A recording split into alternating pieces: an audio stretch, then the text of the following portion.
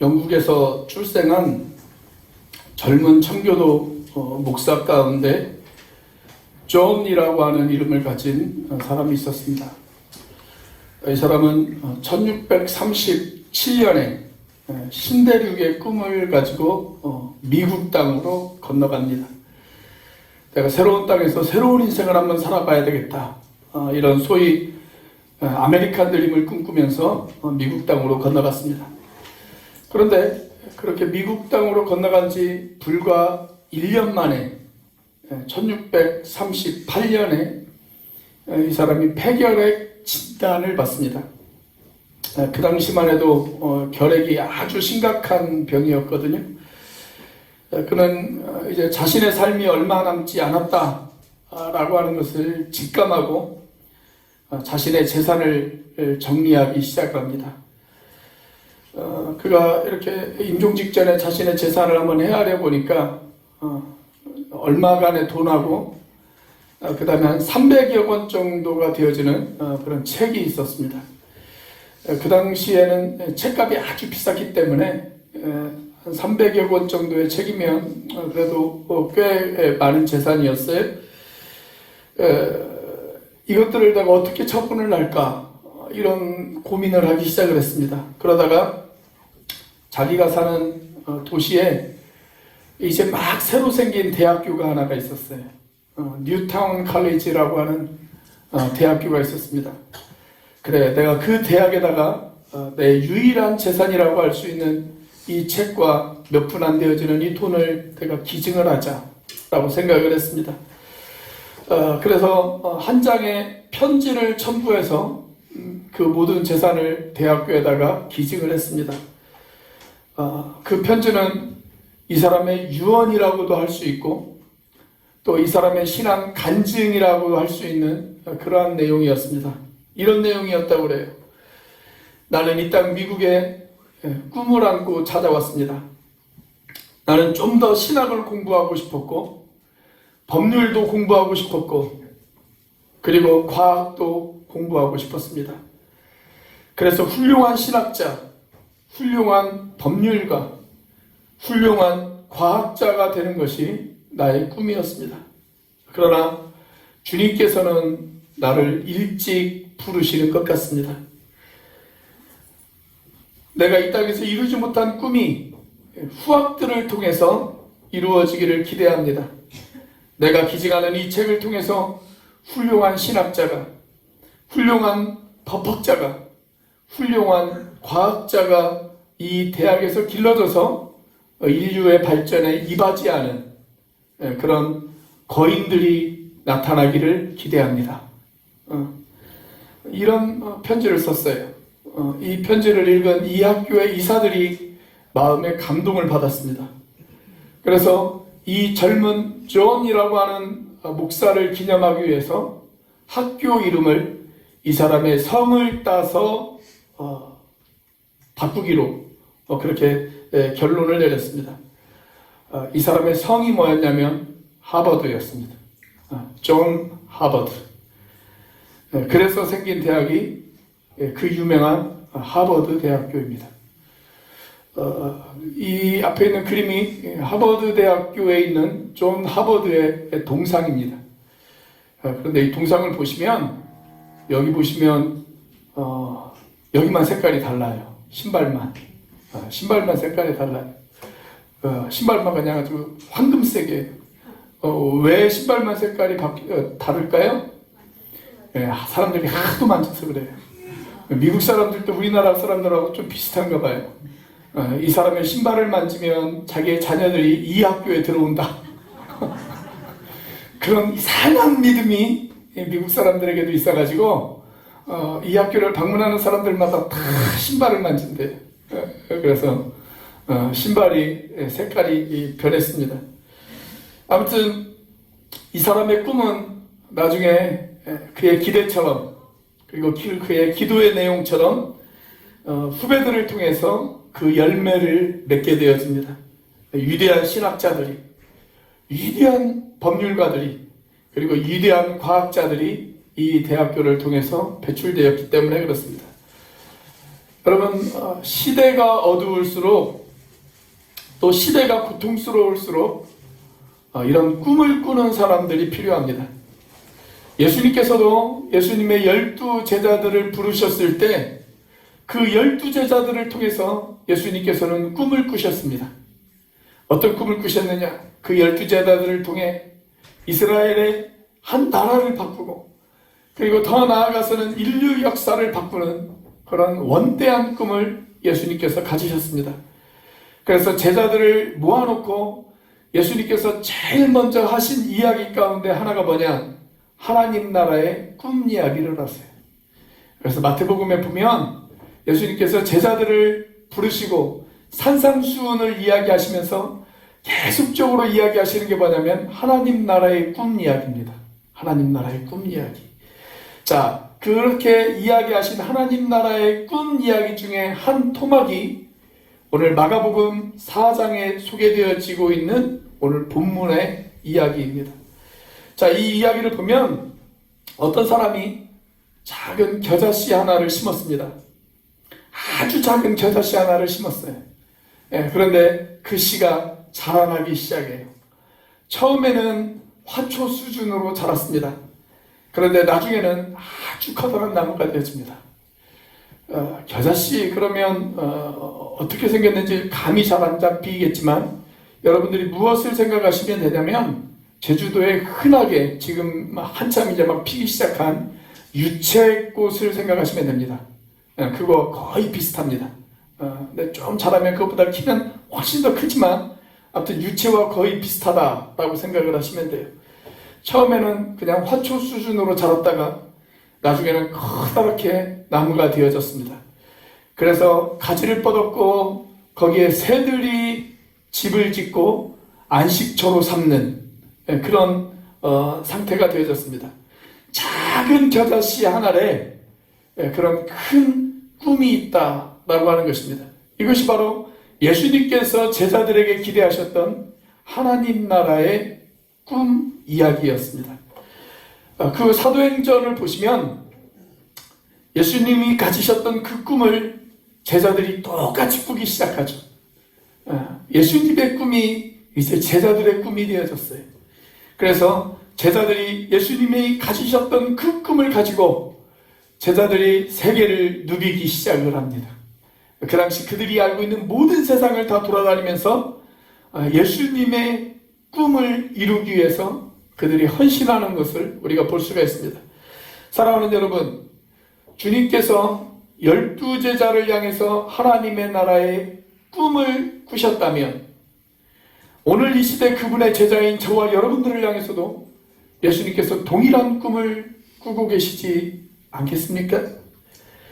그렇다면 예수님의 꿈이 우리의 꿈이 되어져서 우리를 통해 그 꿈이 이루어지기를 예수님께서 기대하고 계시지 않으시겠어요? 자, 우리는 어떻게 하면 예수님의 꿈을 나의 꿈으로 만들 수 있을까요?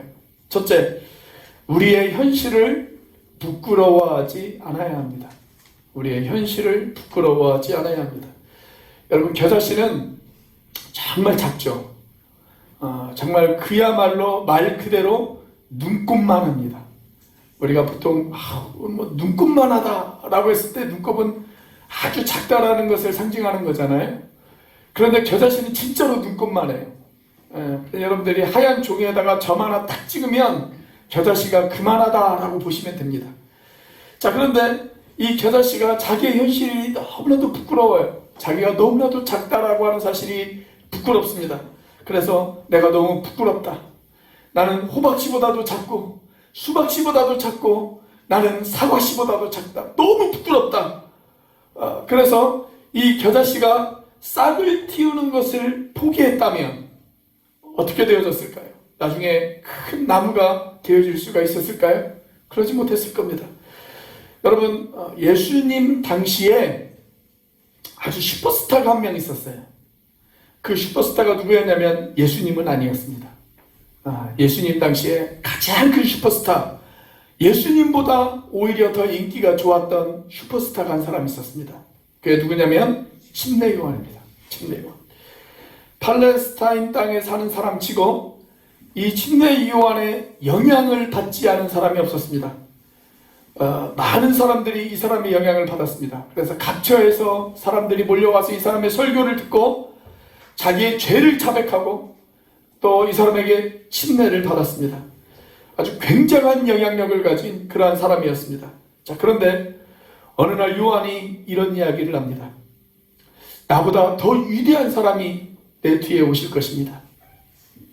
나는 그분의 신발끈을 풀기도 감당할 수가 없습니다. 그분은 흥해야 되겠고 나는 쇠하여야 합니다. 이런 이야기를 합니다. 사람들이 깜짝 놀랐어요. 도대체 이 슈퍼스타가 이야기하는 그 사람은 과연 누구인가? 내 뒤에 오는 큰 사람, 침례 요한 뒤에 오는 큰 사람, 그 사람이 과연 누구인가? 사람들이 놀랐습니다. 어느 날 드디어 예수님께서 역사의 무대로 등장을 하십니다.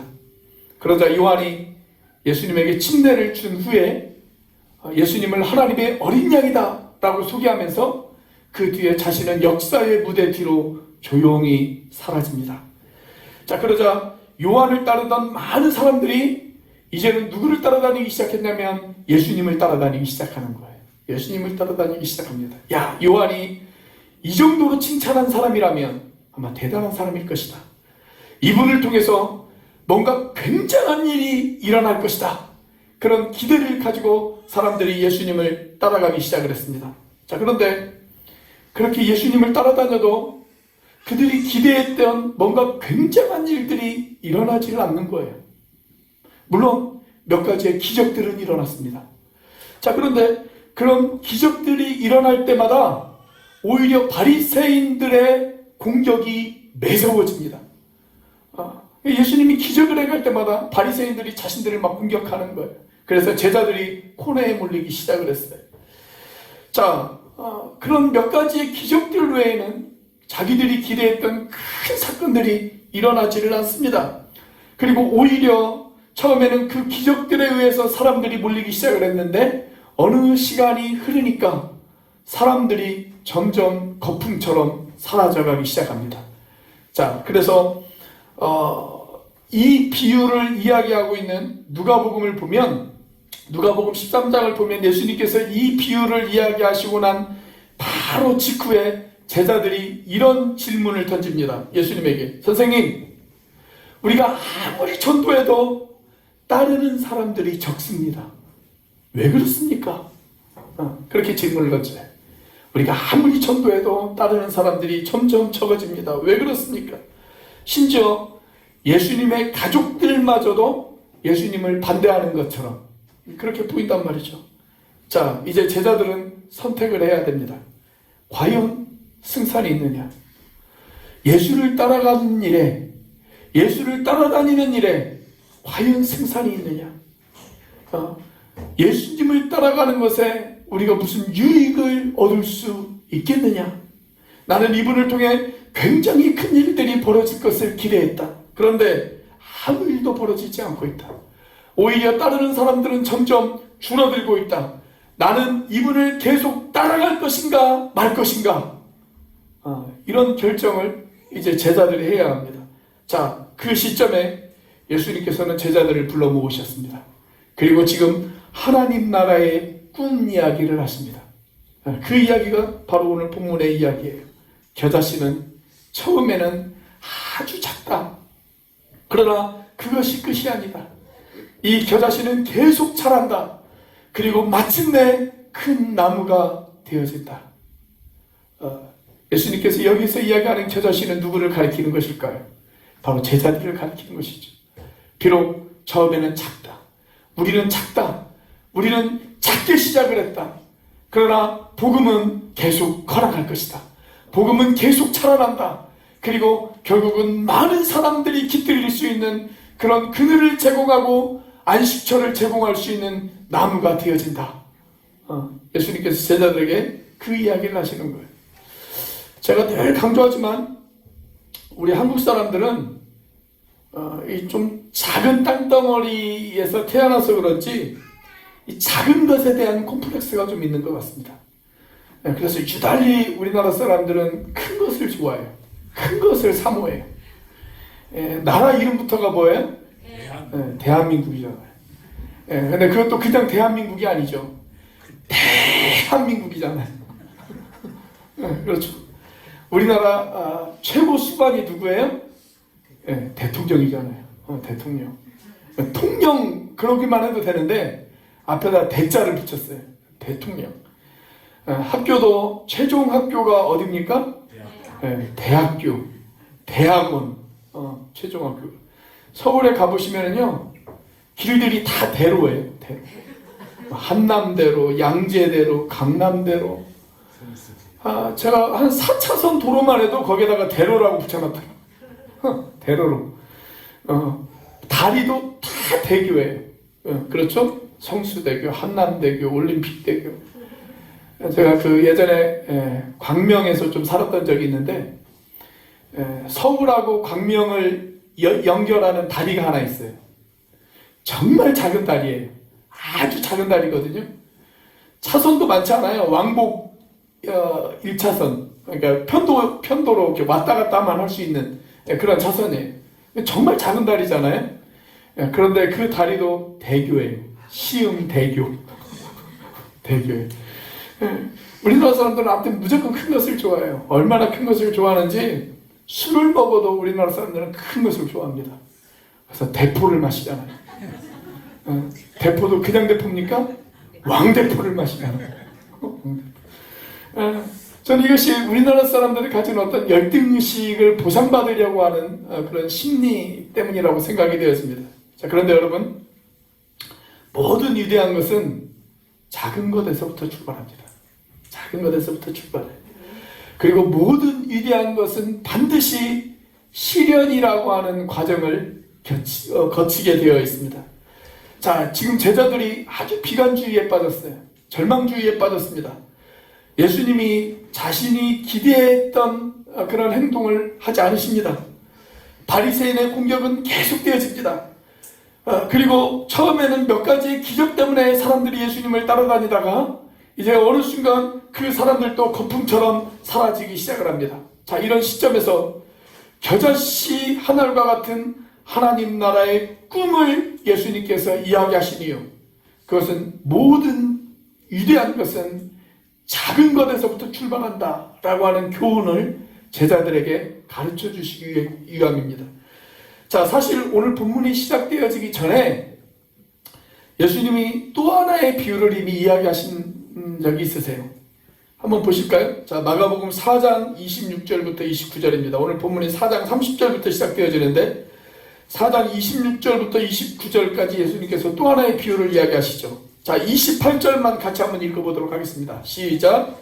땅이 스스로 열매를 맺되 처음에는 싹이요 다음에는 이삭이요 그 다음에는 이삭의 충실한 곡식이라. 자, 여기 보면 씨가 자라나는 과정을 예수님께서 설명을 해놓고 있지 않습니까? 자, 처음에는 뭡니까? 처음에는 싹으로 시작한다. 자, 그런데 그 싹이 그 다음에는 뭐가 돼요? 이삭이 되어진다. 그리고 그 다음에는 충실한 곡식이 되어진다. 그렇게 이야기를 하잖아요. 여러분, 하나의 씨가 싹이 나고 이삭이 되어지고 충실한 곡식이 되어집니다. 처음부터 충실한 곡식이 되는 것은 아닙니다. 싹부터 시작하는 것입니다. 싹부터. 여러분, 우리의 믿음은 너무 작아요. 너무 작아요. 어쩌면 우리 중에 어떤 사람은 아직 싹도 틔우지 못한 그런 신앙을 가진 사람들이 있는지도 모르겠어요.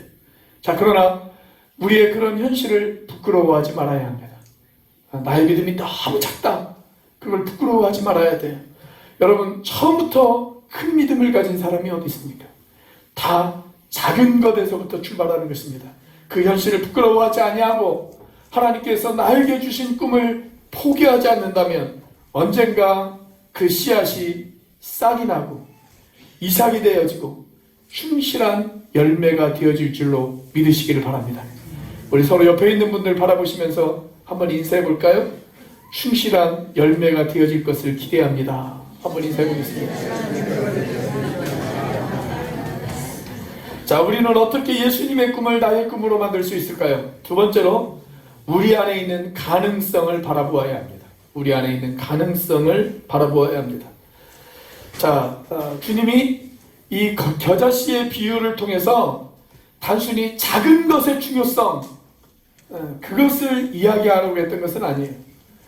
작은 것의 중요성만을 이야기하려고 했다면 굳이 겨자씨가 아니더라도 작은 것을 대표하는 것들은 많이 있습니다. 여러분, 모래알 얼마나 작아요? 우리 공기 중에 떠다니는 먼지 얼마나 작습니까? 자, 그런데 굳이 예수님께서 그런 것들을 선택하지 아니하시고 겨자씨를 선택하신 이유, 여러분, 겨자씨가 모래나 공기 중에 먼지하고 다른 것이 하나 있어요. 그게 뭐예요? 겨자씨에게는 생명력이 있어요. 생명력이 있습니다. 그게 중요해요. 모래나 먼지는 생명이 없어요.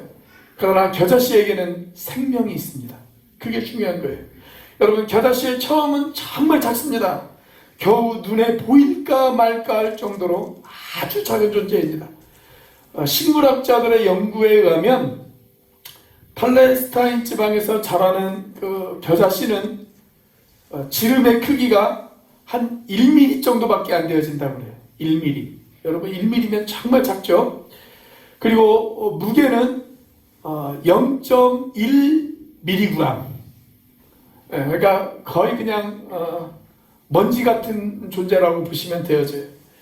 자, 그런데 이 겨자씨가 어느 정도로 자라느냐? 평균 한 1.5m 정도 자랍니다. 평균 1.5m. 그런데 품종에 따라서 어떤 겨자씨는 한 3m 이상 자라는 품종도 있습니다. 여러분들이 지금 성지순례를 가보시면 갈릴리 호수를 아마 방문을 하게 되어질 것입니다. 그런데 이 갈릴리 호수 근처에는 겨자나무가 아주 많아요. 아주 많아요.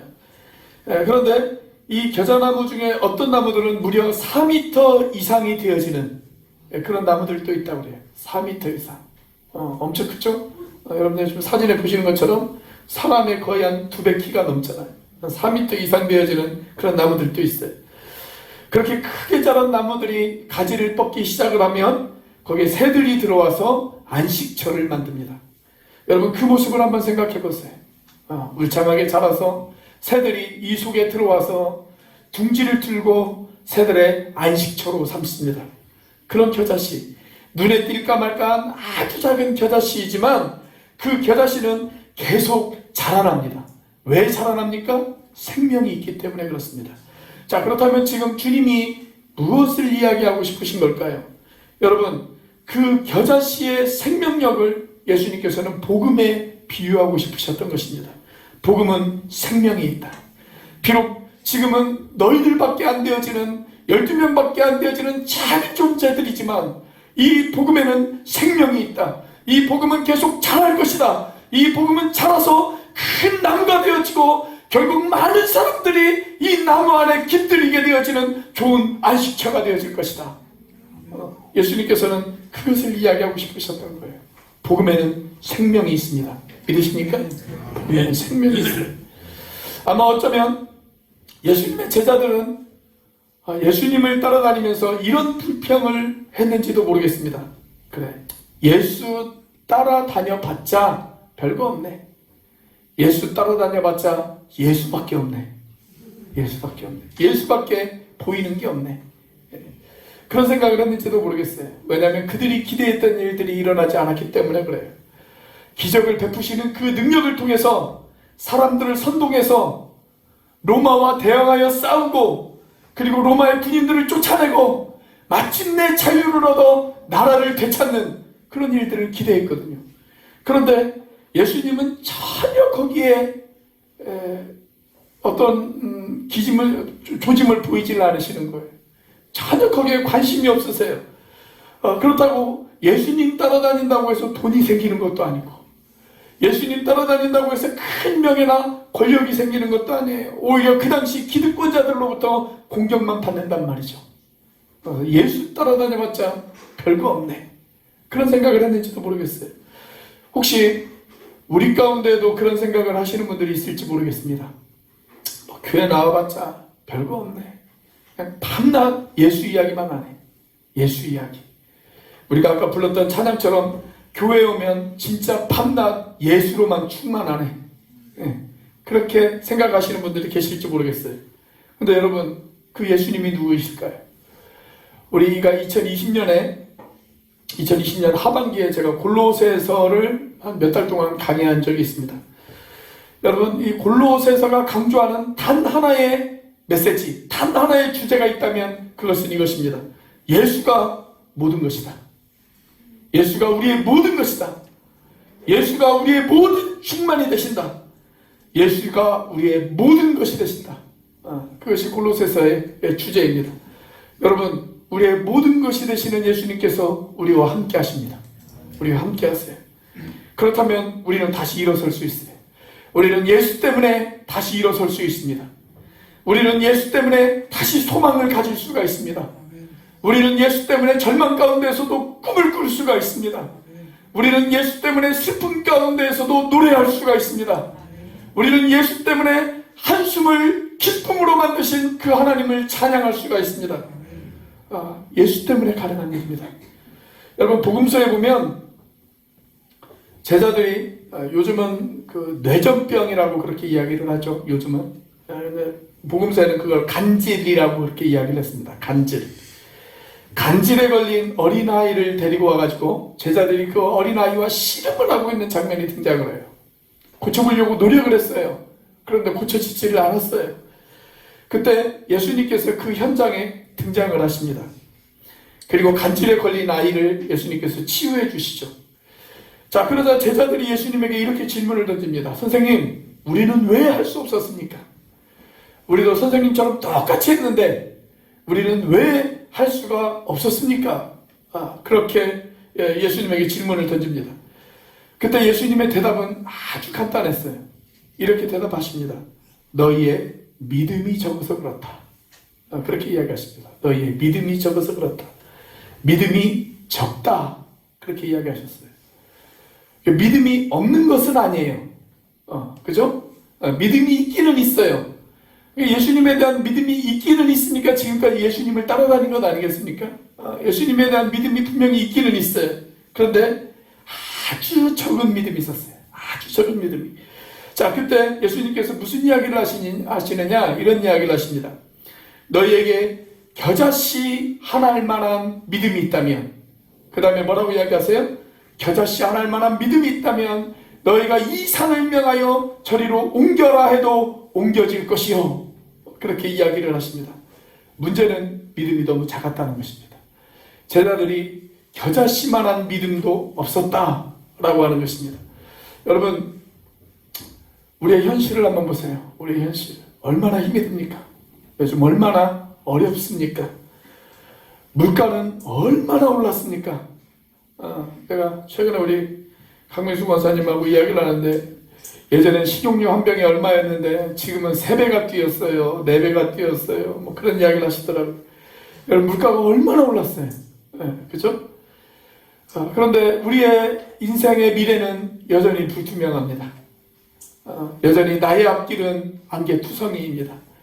내 건강이, 내 사업이, 우리 가정이, 우리의 자녀들이 깊은 터널에 들어간 것처럼 그렇게 앞이 보이질 않습니다. 너무 캄캄해서 내가 도대체 어디를 향해서 발을 뻗어야 될지를 모르는 그런 상황입니다. 자, 그럼에도 불구하고 여러분, 주님을 신뢰하시기 바랍니다. 주님을 믿으시기를 바랍니다. 그분이 여러분의 길이 되어질 것입니다. 그분이 여러분의 가는 길에 빛이 되어질 것입니다. 그리고 그분께서 나와 함께 하신다 라고 하는 그 가능성을 가지고 있는 사람, 내가 그분을 믿는다면, 내가 그분을 신뢰하면 그분께서 나의 길에 빛이 되어주시고 내 길에 등이 되어줄 것이다. 그런 믿음이 있다면 여러분, 그 사람이 바로 예수님의 꿈을 소유한 사람입니다. 여러분들이 그런 꿈을 소유한 사람이 되어주시기를 주님의 이름으로 축복합니다. 자, 우리는 어떻게 예수님의 꿈을 나의 꿈으로 만들 수 있을까요? 세 번째로, 우리의 성장이 이웃들에게 축복이 되어야 됩니다. 우리의 성장이 이웃들에게 축복이 되어야 합니다. 자, 지금은 비록 작은 겨자씨에 불과하지만 이 겨자씨는 분명히 자랄 것입니다. 그리고 그렇게 자라서 이웃들에게 축복을 나눠주는 사람이 되어져야 한다. 예수님께서 말씀하시는 겨자씨 한 알의 꿈이 바로 그것입니다. 내가 자라나서 큰 나무가 되어졌을 때, 그래서 동서남북 사방을 향해서 나의 울창한 가지를 뻗기 시작했을 때 새들은 나에게 날아올 것이다. 그리고 나는 그 새들에게 좋은 안식처를 제공해 주리라. 사람들에게 좋은 그늘을 제공해 주고 또 사람들에게 좋은 열매를 제공해 주리라. 이것이 예수님께서 겨자씨 하나를 바라보시면서 꿈꾸었던 그 꿈의 내용이었다는 거예요. 여러분, 그런 꿈을 우리가 꾸었으면 좋겠습니다. 나를 통해서 그 축복이 나로만 끝나는 것이 아니라 나를 통해서 많은 사람들에게 흘러가는 그 모습을 한번 상상해 보십시오. 여러분, 세상의 성공관과 기독교의 성공과는 엄격히 다릅니다. 세상적인 성공은 뭐예요? 세상적인 성공은 내가 그냥 열심히 일해서 많은 돈을 벌어가지고 내가 잘 먹고 잘 사는 것, 그게 세상적인 성공입니다. 자, 그런데 기독교의 성공은 그게 아니에요. 일단 내가 열심히 일한다고 되어지는 것이 아니에요. 하나님이 축복해 주셔야 돼요. 자, 하나님이 도우셔야 됩니다. 그렇게 하나님이 나에게 도우셔서 내가 받은 그 축복으로 나 혼자 잘 먹고 잘 사는 것이 아니라 내 이웃들에게 그 축복을 흘려보내는 것, 그것이 기독교의 성공입니다. 기독교의 성공이에요. 제가 어릴 때만 하더라도 제가 부모님에게 핍박을 많이 받았어요. 공부하라고 핍박을 많이 받았습니다. 근데 저희 부모님이 공부하라고 저를 핍박할 때마다 이런 이야기를 하시더라고요. 요즘도 그런 이야기 하는지 모르겠어요. 야, 공부 좀 해라. 공부해서 남 주냐? 그런 이야기를 하더라고요. 공부해서 남 주냐? 요즘 우리 학생들 부모님에게 그런 이야기 들어요, 안 들어요? 잘 안 들어요? 들어본 적 없어요? 요즘 부모님들은 그렇게 핍박을 안 하시나 보네. 저는 어릴 때 그런 이야기를 많이 들었거든요. 자, 그런데 제가 성경을 연구하면서 저희 부모님들이 이야기한 그 이야기가 틀렸다는 사실을 깨달았습니다. 여러분, 그거 아십니까? 배워서 남 주는 겁니다. 배워서 남 주는 거예요. 여러분, 우리가 공부하는 가장 중요한 목적, 그게 어디에 있을까요? 그 지식을 얻어서 그 지식으로 내가 잘 먹고 잘 살기 위한 것, 그게 아니에요. 물론 나도 잘 먹고 잘 살아야 하지만 내가 얻어진 지식으로 다른 사람들을 섬기는 것, 그것이 지식을 배우는 목적입니다. 그게 성경에서 지식을 배우는 목적이라고 우리에게 가르쳐주고 있어요. 여러분, 벌어서 남 주냐? 그런 말 있잖아요. 벌어서 남 주냐? 예, 벌어서 남 줘야 됩니다. 벌어서 남 줘야 돼요. 내가 돈을 벌어서 그 돈으로 나도 누려야 하지만, 그렇지만 남을 주기 위해서 버는 겁니다. 이것이 기독교의 재물관이에요. 내가 복음을 들었어요. 그 복음을 듣고 나 혼자 예수 잘 믿어서 천국 가는 것, 그것이 아니라 내가 복음을 들었다면 이제 그 복음을 이웃들에게 나눠주는 것, 이것이 예수님께서 꿈꾸시는 겨자씨 한 알의 꿈이다 라는 것입니다. 제가 우리 교회에 부임했을 때 2019년도에 이런 이야기를 많이 들었어요. 목사님, 우리 교회가 이래봬도 그래도 제주 지방회 안에서는 장자교회뻘이 되어집니다. 이런 이야기 많이 들었어요. 우리 교회가 제주 지방회 안에서는 장자와도 같은 그런 교회입니다. 그런데 여러분, 정말 장자와 같은 교회가 되어지려면 장자 노릇을 해야 됩니다. 장자 노릇을 해야 돼요. 그래서 동생들을 잘 돌봐줘야 돼요. 그게 장자 노릇하는 거 아니겠어요? 저는 우리 교회 안에 누군가가 저에게 이런 제안을 하시는 분들이 있었으면 좋겠어요. 목사님, 요즘 참 어려운 시대인데 우리 지방회 안에 상가 임대료 내기도 너무 힘든데 요즘 난방비까지 올라와서 고생하는 교회들이 많이 있지 않습니까? 우리 교회가 적어도 그렇게 고생하는 교회 난방비라도 좀 후원해 줍시다. 이런 이야기를 하시는 분들이 있었으면 참 좋겠습니다. 목사님, 그렇게 하려면 그래도 교회 재정이 좀 넉넉해져야 그렇게 할 수가 있죠. 여러분, 지금 못하면 교회 재정이 넉넉해도 그런 일 못합니다. 못해요. 하나님, 제가 자녀들이 조금 안정을 찾고 저도 건강을 좀 되찾고 그리고 제가도 시간적인 여유가 있으면 그때 제가 하나님 앞에 헌신하고 봉사하고 하나님 지체들을 섬기겠습니다. 지금 못하는 사람이 그때 할 수 있을 거라고 생각하세요? 못해요. 그때도 못해요. 여러분, 그래서 지금 하셔야 돼요. 지금부터 다른 사람들을 축복해 줄 수 있고 나에게 주신 복, 내게 비록 작은 복이라 할지라도 하나님 나에게 주신 복이 있다면 그 복을 다른 사람들에게 흘려보내는 그러한 인생이 되어지겠습니다. 그렇게 결단하시고 지금부터 행하실 줄 아는 저와 여러분들이 되시길 주님의 이름으로 축복합니다. 아멘. 에이브라함 링컨이라고 하는 사람, 여러분들 잘 아시죠? 이 사람에게는 별명이 참 많았어요. 좋은 별명도 있었고 나쁜 별명도 있었습니다. 나쁜 별명은 고릴라라고 하는 별명도 있었어요. 여러분들 보시면 아시겠지만 일단 외모가 좀 고릴라처럼 좀 비슷하게 생겼어요. 그래서 고릴라라고 하는 별명이 있었어요. 그런데 좋은 별명도 많았습니다. 대표적인 좋은 별명 가운데 아주 청소년 시절부터 가졌던 별명이 하나 있는데 그 별명이 뭐냐면 정직한 에이브라고 하는 별명이 있었습니다. 에이브는 이 에이브람 링컨의 애칭이에요. 애칭. 정직한 에이브. 너무 가난해가지고 학교에 다닐 수가 없었잖아요. 그래서 어렸을 때부터 가게 점원으로 일을 했어요. 그런데 아주 열심히 그리고 정직하게 일을 했습니다. 그래서 주인에게 인정을 받았어요. 그래서 그 가게의 총관리 책임자가 되어집니다. 하루는 어떤 손님이 와가지고 물건을 구매하고 돈을 지급하고 난 다음에 그 손님이 돌아갔어요. 하루 일과가 다 끝나고 이렇게 결산을 하는데 자기가 10센트를 거슬려 주지 않았다라는 것을 깨닫게 되었습니다. 10센트는 얼마냐면 지금 돈으로 한 100원이 조금 넘어요. 100원이 조금 넘어요. 그 돈을 거슬려 주지 않았어요. 그것 때문에 이 링컨이 밤새 괴로워합니다. 100원 때문에. 단돈 100원 때문에 밤새 괴로워해요. 그리고 마침 그 이튿날이 주일이었거든요. 그래서 예배를 드리고 난 뒤에 에이브람 링컨이 걸어서 그 사람 집을 찾아갑니다. 그 사람 집까지가 어느 정도 거리였냐면 한 5km 정도 떨어져 있었다. 5km 정도. 5km 정도 떨어진 거리를 찾아가요.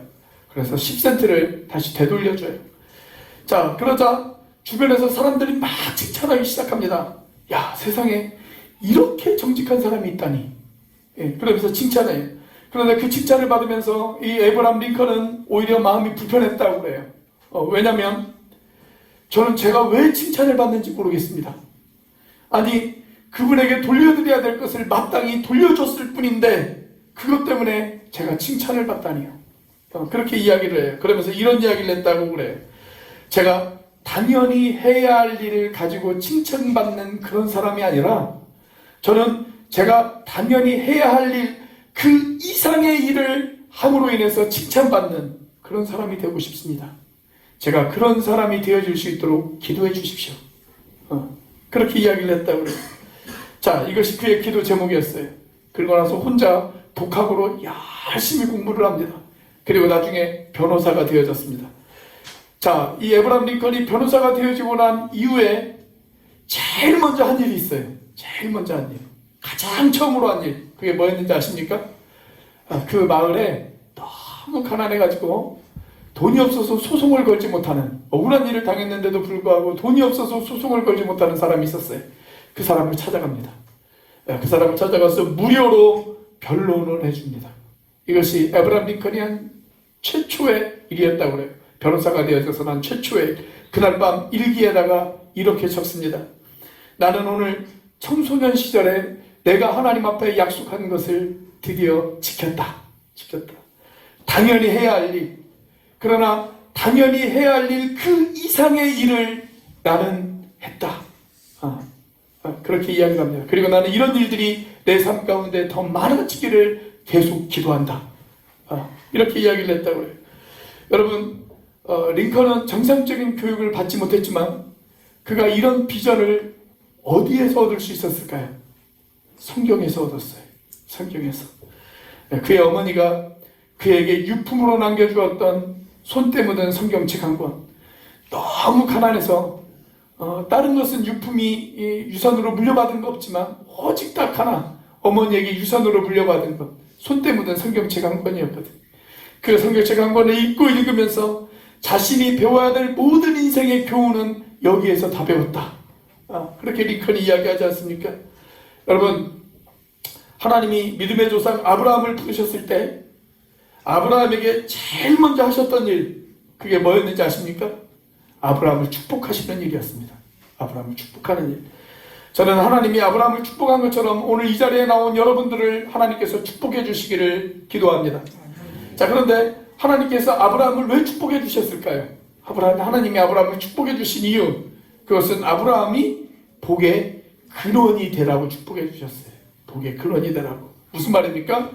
그 복을 아브라함 혼자 누리는 것이 아니라 그 복이 아브라함을 통해서 다른 사람들에게 흘러가는 그 축복의 통로가 되어지라고 하나님께서 그 복을 아브라함에게 주셨다는 거예요. 여러분, 겨자씨 한 알의 꿈. 여러분, 우리가 이 꿈을 통해서 우리 교회의 꿈을 볼 수 있기를 바랍니다. 우리 가정의 꿈을 볼 수 있기를 바랍니다. 주님과 함께 꿈을 꿀 수 있는 저와 여러분들이 되어지기를 바랍니다. 주님의 꿈이 우리의 꿈이 되어지기를 바랍니다. 우리가 가지를 펼치고 가지를 활짝 펼쳤을 때 새들이 날아와서 저와 여러분들을 통해서 안식처를 얻고, 저와 여러분들을 통해서 쉼을 얻고, 그리고 저와 여러분들을 통해서 하나님이 주신 그 축복이 다른 사람들에게 흘러가는 그 꿈, 그 겨자씨 하나의 꿈, 그 꿈이 저와 여러분들의 꿈이 되어지시기를 주님의 이름으로 축복합니다. 기도하시겠습니다.